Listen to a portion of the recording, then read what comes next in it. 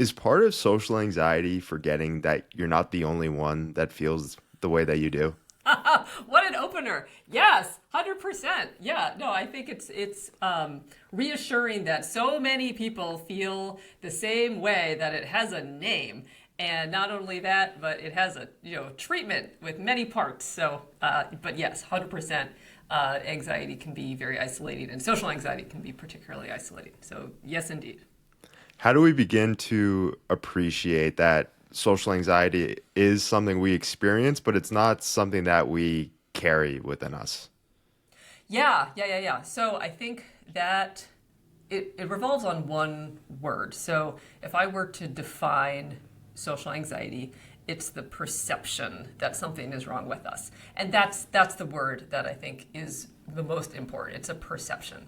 But that perception that we are, either unappealing or awkward, or, we can talk later about the four different kind of buckets of social anxiety. But whatever it is that we think is insufficient about us, we think we have to work really hard to conceal or hide whatever that is, or it will be revealed to everyone around us, and then they will judge and reject us for it. So I think that word perception is really important in differentiating the fact that this is a valid thing that we experience, but we don't hold it within us, even when our perception is in something that does have a grain of truth, like some people really do blush when they talk, or some folks really, I don't.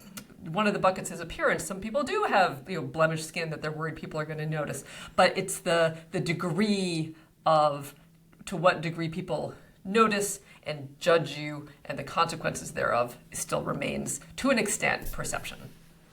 Yeah, social anxiety is obviously a spectrum and we relate to it in different ways. So, I mean, I'd love to get into those four buckets as well as the different terminology that you use to illustrate that nuance with the two terms of everyday social anxiety versus capital S social anxiety. So maybe start there and then walk into the four buckets. Yeah, for sure. What is that difference there between everyday and capital S? Yeah, like 99% of people know what it's like to feel socially anxious. We've all had a socially anxious moment. If we've gone on a first date or a job interview or had a first day of school or moved to a new city, being in a new place where we feel like we might be judged or evaluated or criticized, most people can relate to that. So 99% of us. Okay. Let's do some other numbers. So 40% of people identify as shy, and that is a colloquial way of saying socially anxious. Okay, so that's another big group. 80% of people have identify as at some point in their life they have been like dispositionally shy, like not just shy because of a situation, but shy in character. That could be, were you a toddler who sort of like hid behind your parents' leg? Were you super awkward and self-conscious as a teenager? Like 80% of us nod along with that. And so the difference of that, those are the everyday social anxiety forms. Very relatable, super common. But where it becomes capital S social anxiety, or i.e. something diagnosable, is when it crosses the threshold of distress or impairment. And distress essentially means you suffer, like you have GI problems for a week before you have to give a presentation at school, or you lose sleep for 3 days before a first date, something like that. Or you're like it becomes sort of your mental screensaver. If you're not thinking about something else, if you're not actively engaged in something else, that social anxiety is the default for what you think about. That counts as distress. Impairment is when you can't live the life you want to live. So my classic examples are, say you feel unable to raise your hand in class, and so you just deliberately decide to forego the 20% of your grade that is class participation. That's impairment. Or you decide to give up a job promotion because you would have to go on the road and give presentations, or you would have to meet and greet people from satellite offices, and that just feels impossible to you. So not being able to move forward in your life and do the things you want to do counts as impairment. that's diagnosable social anxiety, and 13% of us at some point in life will cross that threshold and have qualify as having distress or impairment. So a large part of what you would say capital S social anxiety could be is that it manifests in some type of physical way. It could, yeah, for sure. I mean, mind-body connection, mind-body are definitely increasingly the same thing. So it could manifest physically, or it could manifest it could manifest cognitively, like it's all you think about. It could manifest in terms of, I guess that would be more impairment. I was going to say behaviors, but that would probably be not being able to do the things you want to do. But yeah, speaking of manifesting physically, so you asked about the 4 buckets, and this is not my work, this is Dr. David Moskovich at the University of Waterloo, and his research has found that our social anxiety can fall into one or more categories, one of which is our appearance / our bodies. So this has some overlapping Venn diagram circles with body dysmorphic disorder, but we might worry that others will judge or reject us for our appearance, like our hair is weird, or our skin is blemished, or we're ugly, or we're too fat, or something along those lines. A second bucket is the signs of anxiety itself. So those physical manifestations of anxiety. So my voice is shaking, or people will see my hands shake and think I'm weird, or people will see the heat start to rise in my face. They'll see me turn red and think that I'm some kind of freak. So that signs of anxiety itself. The third bucket is our social skills. So people will see that I'm boring, or that I have nothing to say, or that I'm awkward, and they'll, again, judge and reject me for it. Or the fourth bucket is sort of our entire character, like I have no personality, or I'm incapable, or I'm stupid, or something like that, something about our entire being. And so our social anxiety generally manifests in one or more of those buckets. And the common thread, again, is there's something that we think is wrong with us that we have to hide and conceal to avoid being judged and criticized by others. Are there any common misconceptions that you see or people just flat out get wrong? The biggest one, I'm so glad you asked that question. That's a great question. Okay, so the biggest one is that we have to accommodate social anxiety, that it's something that is just like characterological, it's just like part of who we are, there's nothing we can do about it, and so we have to accommodate it, sort of like a learning disorder or learning disability, something like that. So that's actually the opposite of what we want to do, because social anxiety is maintained through avoidance. So when we avoid doing what we're afraid of, then that underscores the 2 lies of social anxiety, one of which is the worst case scenario is bound to happen. The worst thing I can imagine is a foregone conclusion. And the second lie of social anxiety is I couldn't handle that anyway. So it's about what will happen and about our own capabilities. And so when we avoid, when we make our group, our partner in the group presentation do all the talking, then we don't get a chance to learn that things, we don't get booed by the class, and that we could actually handle it. Or if we, it could be even more benign. If we let our phone go to voicemail instead of picking up, when we know who it is, we don't get a chance to learn that, we can think on the fly, and that probably they're not calling to yell at us.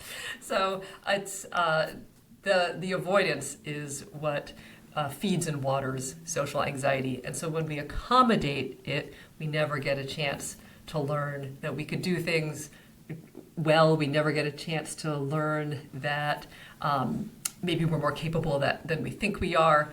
And if I could give one piece of advice to folks who have the instinct to accommodate social anxiety, which I think is a good instinct. It comes from a good place. We want to make people more comfortable. We want to make ourselves, not have to suffer. But it's to try to work our way towards living the life we want to live with some anxiety. The goal is not to never feel anxious. The goal is to do the things you want to do, with some anxiety. And as you do that, number one, the anxiety will decrease, but also you'll have more evidence that you can do things that you value with anxiety along for the ride. Getting deeper into that avoidance component, if we just continue to avoid, how does that work from a neurological perspective where it just turns into the habit and kind of like the default way that we operate? Yeah. I like to use the metaphor of when we avoid, it's sort of like walking or hiking down like a well-worn hiking path. Like it's easy. We've trodden it many times before. There's not like rocks or obstacles or whatnot. And so we default that way. It's very easy, the well-worn neural pathway. Whereas at first, when we start to do things that we would normally avoid, and that's why it's important to start small. We can talk about that later too. It's like kind of bushwhacking our way through a new hiking trail, and we have to, like push the branches out of the way, and we might trip over a rock, and it's a lot harder to hike at first, but our goal is to hike it enough times that it becomes as easy, if not easier, to hike than that original pathway of avoidance. And then bringing two more components into it, the physiological and the sociological, because I know a large component of social anxiety that you talk about is that this is learned and this is from experience. But to take a nature versus nurture perspective here, how are we supposed to understand that relationship between the physiological and the sociological when it comes to social anxiety? Yeah, I mean, I think so. Okay, so we know that social anxiety is genetic or at least heritable if a first degree relative of ours, so a parent, a sibling, a child, has social anxiety. We have I think it's been a long time since I thought about this, but I think it's a 4 to 6 times as high chance. It's either 4 to 6 or 6 to 8. And you're talking about social anxiety Yeah. in general there, or just the capital S? Capitalized, yes. If we've been diagnosed with social anxiety, we have a multifold times chance of also having that same disorder if it's within the first degree relative. So it's definitely heritable. So it can come written in our genes, but genetics is not destiny, and so another layer of social anxiety when you talk about nature and nurture is certainly our early childhood experiences, and so we might see socially anxious behavior is modeled. We might see our parents avoid social interactions. We might see our families of origin be really perfectionistic about how to behave socially. So they might not avoid per se, but they might have really stringent rules about how we are to behave and how we are to interact with others. That can confer some social anxiety. We can talk later about perfectionism and social anxiety. We might also just we might come from sort of a more chaotic family and not really learn how this all works, and so just feel sort of lost later, and that can certainly lead to some avoidance or feeling incapable. And then a large percentage of kids develop social anxiety through bullying, and there what happens is that your feared reveal actually does come true, that somebody does judge, criticize, reject you for some personal quality that they determine is wrong with you. And so when you've lived through that experience, it makes perfect sense to have to be on guard and to have to be hypervigilant to try to do everything under our control, we think, to keep that from happening again. So early experiences, whether that's family or just the growing up in this world, can 100% feed into a later diagnosis of social anxiety. So majority of the time, the people who are suffering from social anxiety, whether it is that capital S or even every day, is that being built in developmental childhood years, or have you seen cases where it can happen later in life when you're a fully formed adult and you really hadn't had those past experiences? Yeah, for sure. I mean, okay, so most cases of social anxiety start between the ages of 8 and 15. So late elementary, middle school, early high school, those formative years when we are becoming more aware of the outside world and our social place in it, and perhaps the how we are supposed to behave becomes more strict, and judgment really does occur. You know, kids can be brutal. Like middle school is rough, and oftentimes that's when that negative feedback, that actual judgment does happen. So 8 and 15 is when most cases sprout, but absolutely it can happen later in life. I've worked with clients who develop social anxiety through workplace bullying or through a toxic relationship, so it can definitely start in adult years as well. What's the relationship between being socially anxious and being introverted?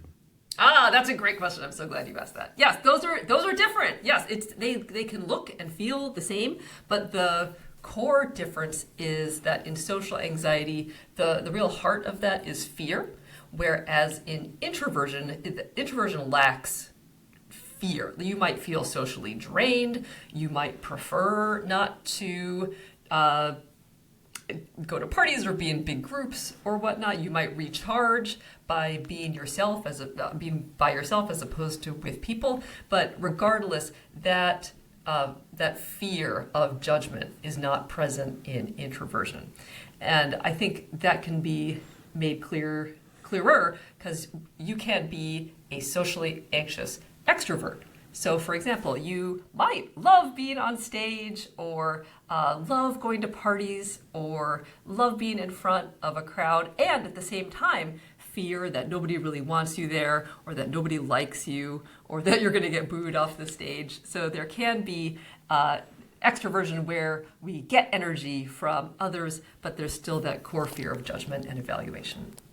I guess to use myself as a case study here a little bit, and I guess to bring another word to it, like I'm definitely introverted. I definitely like more solitude, alone time, or smaller gathering environments. And I would say like when I'm in a massive group setting, I wouldn't consider it fear, but it's more so of like I guess just like being overwhelming at times. For sure. Would you consider that like socially anxious, like overwhelm, or is it mostly like a fearful type of feeling? That's a great question because I have heard I've worked with a number of clients who love being in crowds because then they can feel anonymous. They're like, nobody here knows who I am. There's so many people here that no one's looking at me. I can kind of do whatever I want, or I can, no one's going to notice my perceived flaws. So I think it can work in different ways. It can feel like anonymity. It can absolutely feel like just sensory overwhelm. I definitely relate to you when I'm in a big crowd or at a concert or something. It can be the noise and the people and the constantly changing stimuli can just be a lot. But I think again, if there's that core fear there of people are going to notice and judge me, then we can put it in the social anxiety camp. What has your own journey been like personally, but then also professionally with this work? Yeah, no, that's a great question. So personally, well, okay, here actually let's start professionally. Let's do that backwards. So a lot of people go into mental health care because of their own mental health challenges. They will have a battle with substance abuse and then become a substance abuse counselor. And I think that is a fantastic path to take because we all need people who can relate to others, have really walked in their shoes. And Mine was sort of like that, but really it was more in the rearview mirror. I was in grad school and learning about social anxiety and learning how to treat it before I recognized it. And I thought, wait a minute, I recognized that in the literature or on paper. I said that looks like me. Is that the name for for what's been happening for 20 something years? And then also when I started working with people with social anxiety, uh, I recognized it in not just on paper, but in life. And I was like, oh, these are my people. Oh, okay, this is indeed what this is. And so for me, I ended up in this field and sort of recognized my own journey in retrospect, like in the rearview mirror. But it kind of ended up in the same place that I am really glad that I can relate and understand. And everybody has their own shoes that they walk in. So I've had a different experience than every other one of my clients, but I have gotten the feedback that it is nice to have somebody who understands, or at least has been through something similar. So that's professionally. And then personally, so avoidance can be covert and overt. So overt avoidance is what we usually think about as avoidance, like we don't show up. So we might not go to the party, or we might call in sick on the day that we have to give a presentation. It's just physically being absent. Whereas covert avoidance is you go and you do the thing, but you're sort of in your head, not really present, trying to keep yourself socially and emotionally safe. And that was absolutely me. So I would, for example, like go to parties in college, but I would stick to who I came with. I would not make eye contact with other people. I wouldn't drink because I didn't want to be out of control. And that was how I kept myself physically there, but really shut out everything that was socially happening around me because I was so anxious. For many years, as a teenager in college, my wardrobe consisted primarily of like black, white, and denim because my unconscious goal was to just fade into the background. I remember not being willing to wear shoes that clicked on the floor because I didn't want to draw attention to myself. And now, as I maybe like, if this is audio, I'm wearing a bright pink sweater, and so I've come a long way, but I certainly still have my own socially anxious moments. If I'm walking into a group of people that I don't know, if I'm in a really unstructured situation where it's not clear what the rules are or what I am supposed to do, I certainly get flares of social anxiety still, but I like to think that I am more willing to try those things and to do things that I value or want to do, even if it means feeling a little bit anxious. What's your analysis of like, and I don't even know if this is an actual term that can be used, but like environmental social anxiety, where if somebody's within, one avenue of life, like let's say, they're a completely different person within their social life and they get along really well with people and they're kind of, not a party animal, but very social, but then they step into their professional environment and it's a completely different type of person. Like, how would you explain that type of breakdown?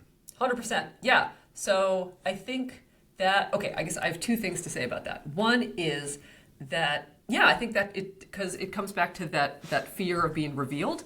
And so our reveal can sometimes only be salient in some environments, or can, for me at least, like could change throughout life as the environment changed. So for example, like in college when social life is super important, my fear reveals that people were going to see that I was a loser.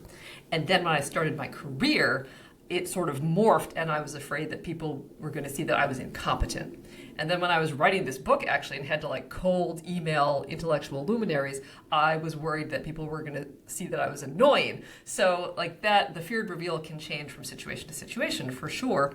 And I think with your example, like if somebody maybe is comfortable either at work or in social life, it's because that reveal is either salient or not. So maybe in one's social life, if you're worried that you're going to appear awkward, that might come out more in unstructured peer-to-peer socializing, where at work, if you have a defined role and you know what you're supposed to be doing, and like maybe you have like a workflow or something where you know the rules, that's not that I'm going to be awkward or people I are going to see that I'm awkward. It's just not as salient anymore, so you don't feel that anxiety. So that's one thing. And then the second thing is, I would say, because sometimes I will have people, like clients, ask me about like feeling like a sort of a chameleon, or feeling like they have no actual personality, they just kind of adapt to whatever's around them. And I would say, well, okay, but what is consistent from situation to situation? There are some things, there are some threads that follow you from hanging out with your friends, to being at a party, to being at work, to being with your family. Like, what are the values and the traits that stay the same no matter what? Because that is what makes you you. And to reflect or journal or think about what is consistent. And that can be very helpful to have something to, like a certainty anchor to hold on to about, this is me. I feel like what can help with social anxiety is almost like, imagine like, hey, like just try to step outside of yourself for a second and like observe yourself. And that's actually something I want to talk more about, For sure. is like the observer's eye of social anxiety, about the one who's experiencing it. Obviously, we know what we're feeling and we're thinking, but from like the observer's perspective, it can be a totally different type of experience and a completely different type of perception of what's going on with that person. Can you talk more about that? Yeah, 100%. Okay, so a couple of things. One is that we naturally think that other people are paying attention to what we are paying attention to. So if we are paying attention to the big zit on the end of our nose, we think that other people are paying attention to the big zit on the end of our nose. But that is often not true. That people are paying attention to their own problems, or wardrobe malfunctions, or their fact that they're hungry, or whatever. Everyone is wrapped up in their own lives. That's not to say that no one ever notices, but there's a big gap between reality and perception. So that's one thing. The second thing is that there is a difference between noticing and judging. So yes, people might see us, people might notice what we're doing, or they might even notice the thing that we're afraid will be revealed. They might notice that we're turning a little red as we're talking. They might notice that our voice is shaking. They might notice that we just had a gap, like an awkward silence in conversation, but that doesn't necessarily mean that they're judging it. It's that so those of us with social anxiety often assume that the worst case scenario will come to pass, and so we think that if we make a social mistake, or any of our feared reveals like even peeks out a little tiny bit, that we're going to be harshly criticized, and that is often not the case as well. So yes, that observer effect feels very strong. It feels like we're being watched and judged. And we might be, being observed, but just kind of noticed as just another person in the background, or, being a person, not being someone who is like woefully out of line. Yeah, there's no spotlight effect. Exactly. So we've really laid the groundwork here for what social anxiety is, the common challenges and difficulties that people can go through. And now I'd love to take a step forward, and we've talked about how social anxiety, it's a learned thing, and would love to dive deep now into, okay, how do we begin to unlearn this then? Yeah, for sure. And I want to preface that with that even if it's taken 30, 40, whatever years to develop, it's not going to take that long to unwind. That it's not a one-to-one ratio, and we can often make progress really quickly if we're willing to do the things we're afraid of, and do things with a little bit of anxiety. Awesome. Yeah. So, I mean, I know a big part of it is the inner critic and shifting our relationship with that. What does that work look like? Yeah. So, oh my goodness. Okay. Here, tell me a little more. Like, because I could answer this in a number of ways. So I guess just that internal dialogue and that internal voice that is keeping you within that narrative of, people are looking at me, people are noticing this, also staying within those avoidance tendencies of like, okay, how do we begin to unravel those things a little? 100%. Okay, so let's start with the biggest thing we can do, which is to quote Richard Heinberg, who is sort of the father of social anxiety research, is to go forth and do, is to go do the very things that we're afraid of, and we don't have to, my favorite analogy is we don't have to do a cannonball into the deep end of the pool. We can sort of inch our way in. We can start small. And in fact, our goal is ultimately to push ourselves just a little bit out of our comfort zone, but absolutely not into the, hair standing on end panic attack zone. That is not helpful, and in fact, can do the opposite of what we're trying to do. We're trying to desensitize ourselves to these situations, and if we throw ourselves into something that we're really, not ready for, or that is, a 10 out of 10 scary, then we could actually end up sensitizing ourselves, which is sort of like the equivalent of burning your tongue, and then after that, anything you drink, even if it's cool water, can hurt. So it's not, this isn't a fatal flaw. Like, you can still absolutely come back from sensitization, but my point is that you don't have to go like full tilt right away. Please, kind of go slowly, inch your way in. That is totally fine and probably the better way to go. But regardless, to go forth and do the very things you're afraid of, you can do that in a structured way. So oftentimes with clients, I will literally make a list or literally make a hierarchy, and we will just work our way through it, and start with the things that are sort of ones and twos on that 0 to 10 anxiety scale, and work our way up. And the magic thing is that you never really end up doing 9s and 10s, because as you grow your confidence, as you grow your readiness, as you grow your willingness, those 9s and 10s becomes like 6s and 7s and 8s. And so that's a nice little bonus. You can also do it on the fly. It doesn't have to be, this rigid hierarchy. And just when you see a moment of something where you feel and when I say you, I mean anyone, just FYI. Yeah. And when we see, something where, like, the classic example is like flagging down a waiter for a refill, or, asking someone in a grocery store, like, hey, like, do you know where the lemongrass is? Then to do these are called exposures, on the fly, and be able to disprove those two lies of social anxiety, that, the lies of the worst case scenario is bound to happen and I can't handle it anyway. And then we're able to not only not reinforce those two lies, which is what happens with avoidance, but to actively chip away at them. So go forth and do. That's the number one thing we can do to overcome the inner critic and just social anxiety in general. Yeah, I mean, do you feel like there's a common mindset? And I feel like it's not just within socially anxious people, but just people in general who feel like maybe they're not within the spot of life that they want to be. The common mindset is like, okay, like once I feel better, once I get better, then my life will improve. 100%. Yes. Actually, I'm really glad you brought that up, because we are often taught to, okay, so I like to think about the parallel with like mood and behavior. Like, we have to feel like doing something before we do it. We have to feel inspired before we sit down to write a song or create. We have to feel like, going to the gym before we go lace up our shoes and exercise. And that is actually backwards, and that we can lead with behavior and lead with action. And if we start doing the thing, often, not always, but often, our mood will catch up. And then, for instance, like, inspiration will find us working.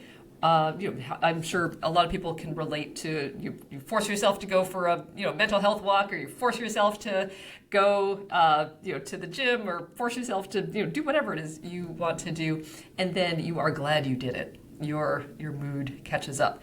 It's the same thing with readiness or confidence, that we have to put action first, and then our readiness catches up, or then our confidence will catch up. So lead with behavior. And ultimately, that is easier because behavior is sort of the only thing we can control. We can't really control, I mean, we can't actually at all control our feelings. Anyone who has ever been told, just relax or calm down or there's nothing to worry about, like, forget it. Like that, if we could flip a switch, we would have by now.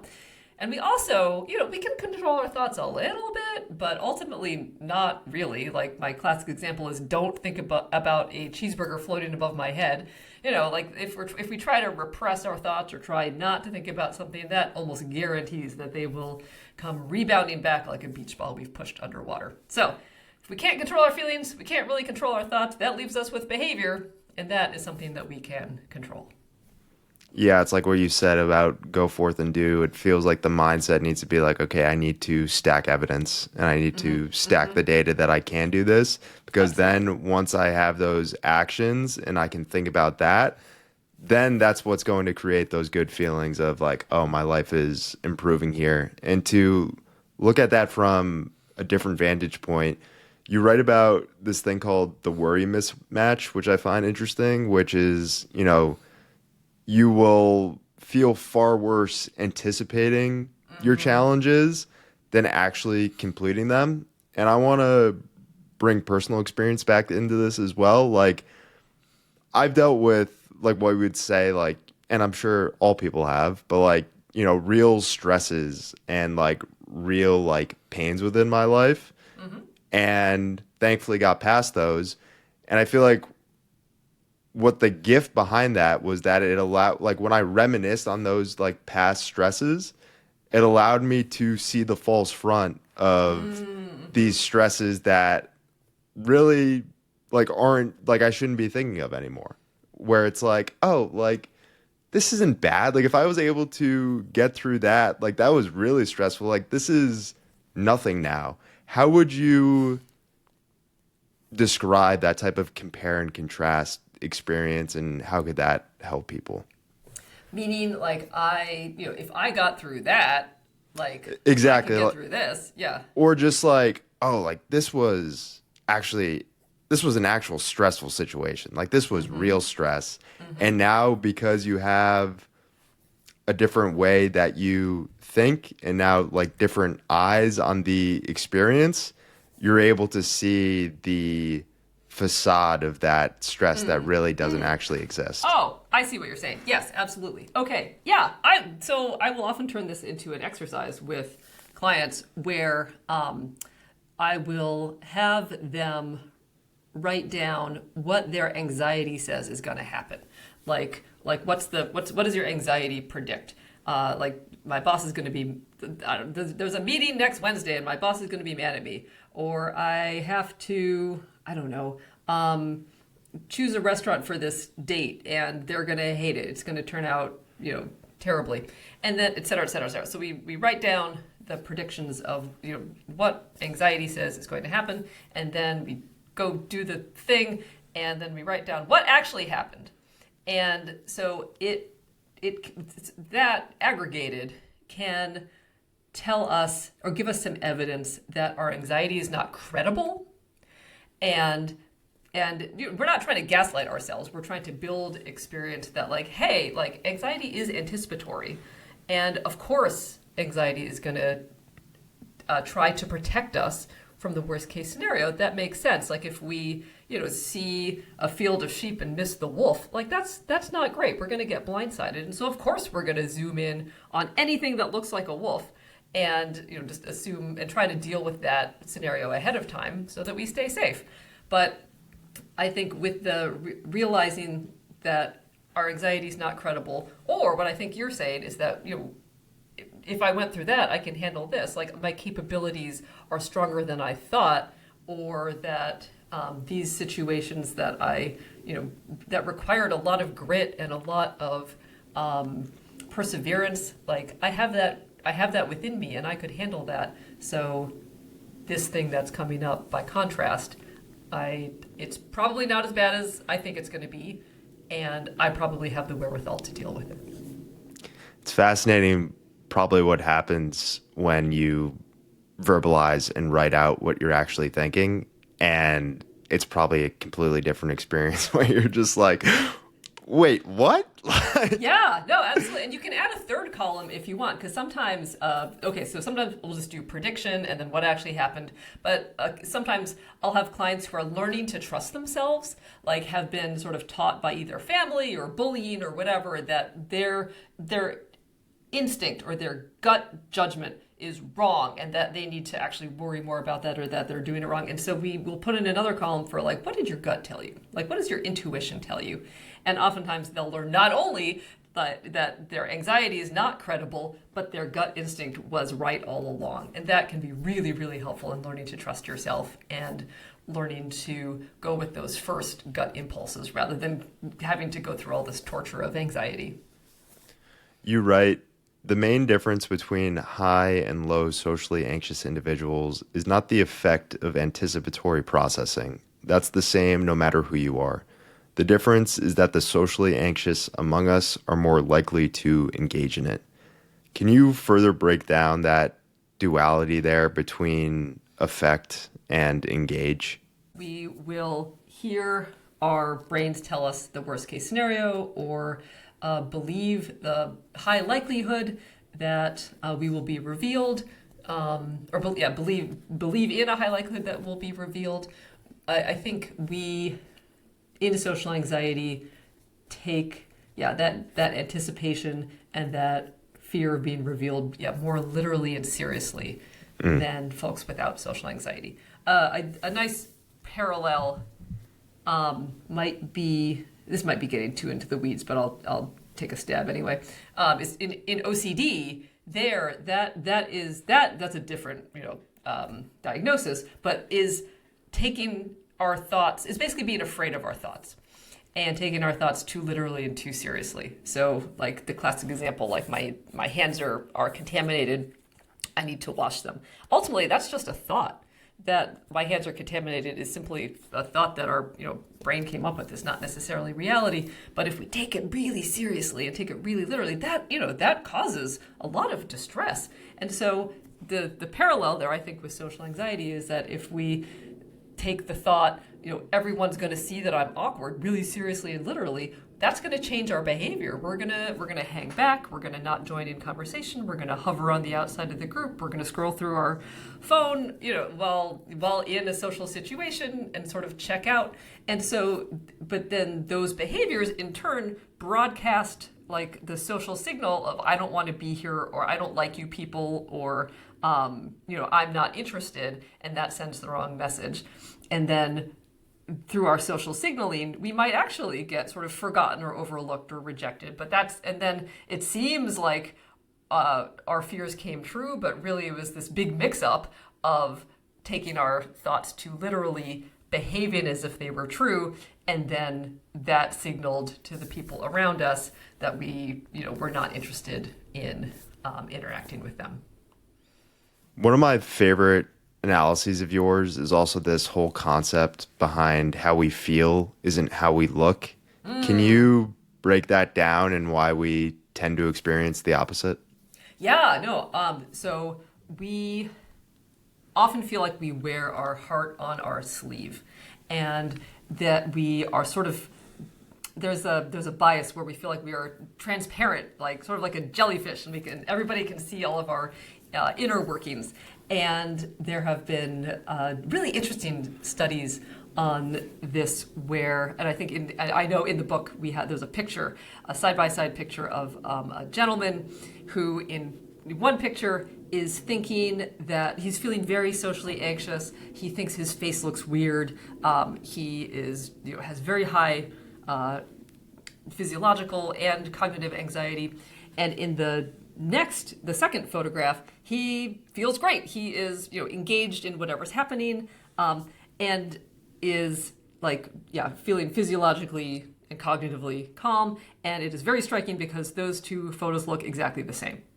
So from the outside, let me back up. So we often feel like people can see what we are feeling like on the inside, but oftentimes that is not the case, and we don't actually wear our heart or our anxiety on our sleeve. So how we can take advantage of that is to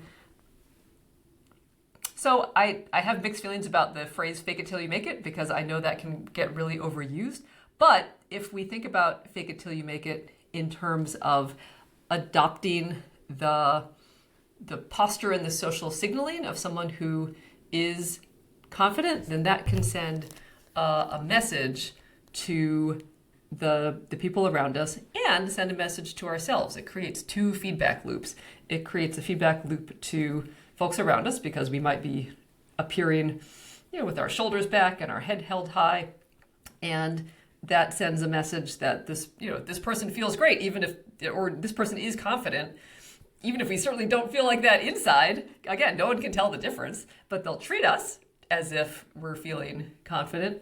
But I think the bigger feedback loop that's more important is adopting the posture of someone who is confident sends a message to ourselves, because when we see ourselves doing something, we start to believe we can. And so it's not even really faking it per se. It is, again, adopting the posture and gestures or whatever of somebody who actually is confident. And when we do that, again, that confidence catches up. So that was a little bit of a muddled answer, but I think it got to the heart of what you were asking. Another phrase that I like to use instead of fake it till you make it is act as if. And I think That's it's right. I love that. so Perfect. I'll let you use that one. Wonderful. I'm going to steal that from you. So social anxiety, it's obviously it keeps you internalized. It keeps you in that internal state where you're Yes. just in that constant thinking mode and just staying stuck within yourself. How can we begin to break out of that and actually switch where you talk about the importance of turning outward?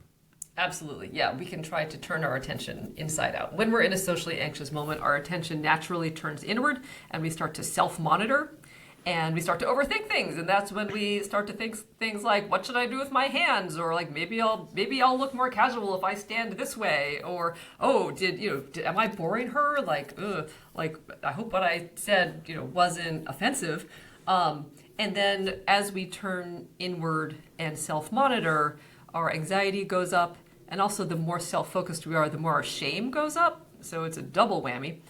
But when we turn our attention outward and say we're in a conversation and we focus on the person we're talking to, or we listen closely to the words that they're saying, and basically pay attention to anything besides ourselves, ideally we pay attention to the task at hand, so that conversation, or maybe the class that we're in, or the meeting that we're in, or the party that we're at. If we turn our attention outward and look around and listen to what's happening around us, our anxiety will naturally decrease. It's not going to go to zero, but it's a really easy way to have that anxiety decrease. And then when we're paying attention to the moment, we're more likely to be able to respond in real time, to respond to what's actually happening, because when our attention is turned inward, we actually miss out on what's happening around us and we don't get to get real feedback, which in turn can make us more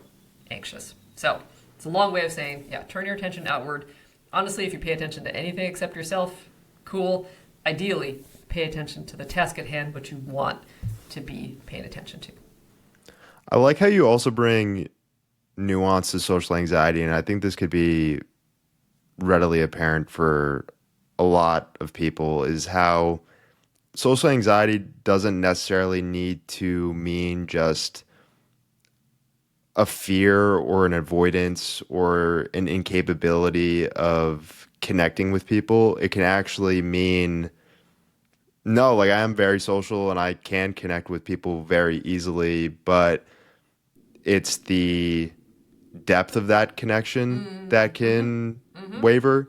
Can Yep. you talk more about that? I guess people who, like I said, hey, I am a very social person, but the depth of the connection doesn't feel there.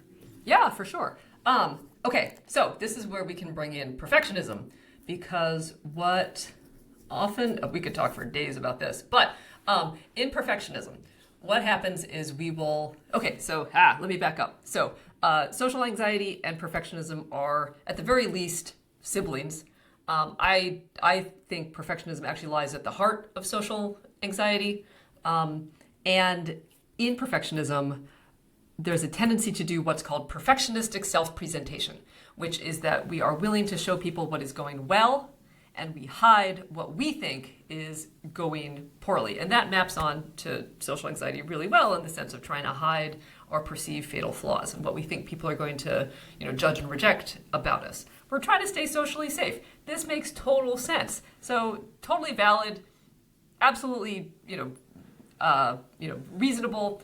And when we only show people the good and hide what we're struggling with or what we are, like our challenges or what we do poorly, then they don't get to see all of us. And then what happens also is that we are harder to connect with.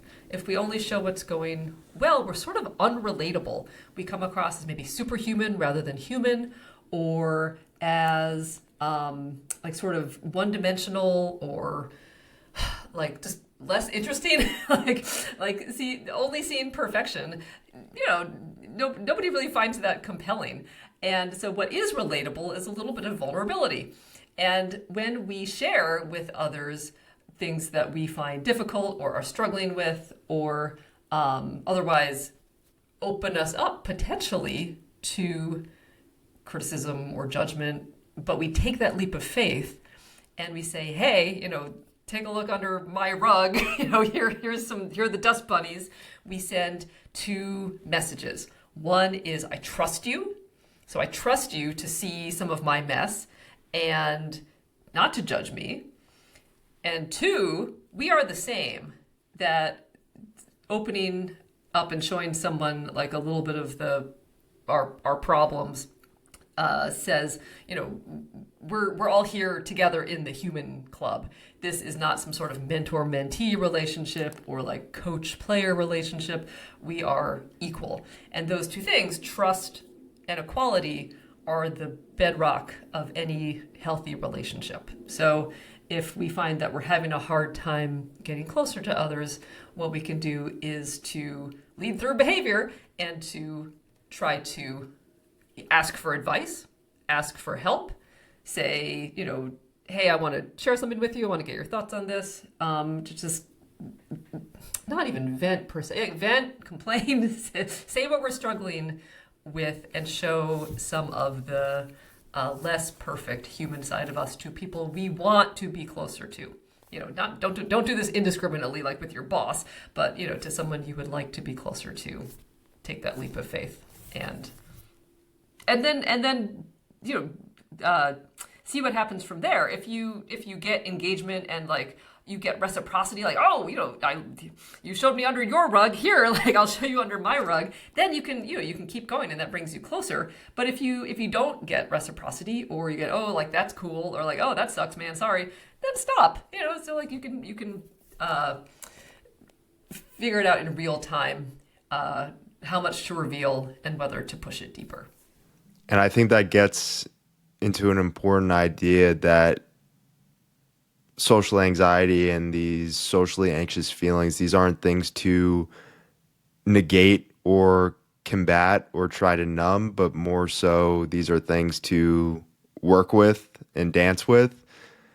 How do we turn social anxiety into something that feels like, hey, this is a tool that I can use in my favor rather than a hindrance?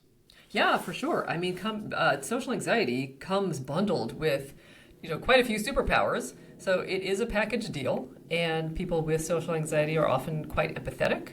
We're often good listeners. We're often very conscientious.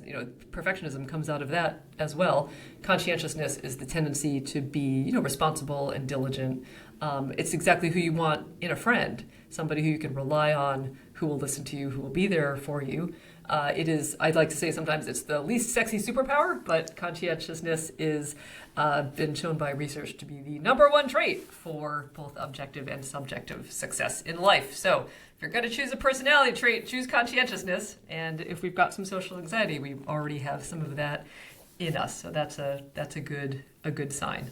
But I think I'm not really answering your question here, but to be on a little bit of a soapbox, I think there is a popular ethos to not care what other people think, and I think that's the advice that is often given to people with social anxiety. And I would like to challenge that a little bit and to say to not let go of caring deeply about people. I think not caring what people think. I get what people are saying, like don't worry if they judge you or don't worry if they criticize you. But I think that can often come off sort of as disdainful or hostile. And so I would want to bring that back and say, please do double down on caring deeply, on being conscientious, on, caring about the people who are close to you, and not necessarily caring about judgment or criticism, but do care about people. Don't let that go. And I think that's an important thing to hold on to, even in social anxiety. Those empathetic feelings, those empathetic thoughts, the way that you interact with people, it seems like, all right, just bring that towards yourself now then. Absolutely. Yes, that's a nice way to wrap it up. Ellen, it's been great talking with you today. Where can people go to learn more about you? Anything else you'd like to share? Sure. Yeah, the place I post most often is Substack. So my newsletter is called How to Be Good to Yourself When You're Hard on Yourself. And so we talk about social anxiety and perfectionism and basically that's the intersection of anxiety and human connection. So there's a lot there. And then my first book on social anxiety is called How to Be Yourself. And then I have a more recent one also on perfectionism and self-criticism called How to Be Enough. So you can find those wherever books or audiobooks are sold. Awesome. Great talking with you today. Thank you so much. You asked great questions.